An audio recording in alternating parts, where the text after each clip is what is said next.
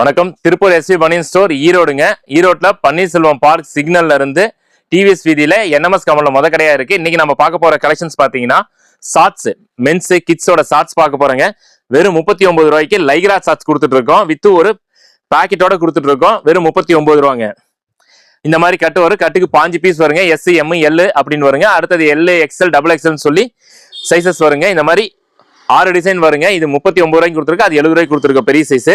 அடுத்தது பாத்தீங்கன்னா fine shirts, காட்டன்லயே பியூர் 100% காட்டன் பனியன் கிளாத் காட்டன்ல வந்து பாத்தீங்கன்னா இது 48 ரூபாய்க்கு கொடுத்துட்டு இருக்கோம். எஸ், எம், எல்னு 4 சைஸ் அவைலபிளுங்க. வெறும் 48 ரூபாய்க்கு கொடுத்துட்டு இருக்கோம். கட் இந்த மாதிரி வந்துருங்க. 4 சைஸ் வருங்க. அடுத்தது பாத்தீங்கன்னா 60 ரூபாய்க்கு கொடுத்துட்டு இருக்கோம் பியூர் காட்டன்ல.